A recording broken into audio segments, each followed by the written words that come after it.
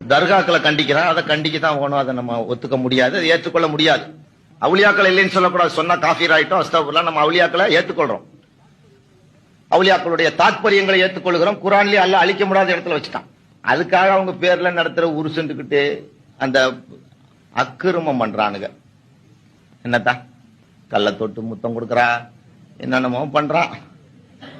நான் நேத்து கூட ஏர்வாடிக்கு போயிருந்தேன். ஜும்மா அங்கதான், முந்தா நேத்து ஜும்மாக்கு அங்க பயான் பண்ணிட்டு அப்புறம் நைட்டு சிக்கல் ஒரு கூட்டம் பேசிட்டு அப்புறம் உள்ள கூட்டு போய் எனக்கு பாத்தியாவானா போறோம். ஒரு தர்கா இருக்கு, அங்க பார்த்தோம்.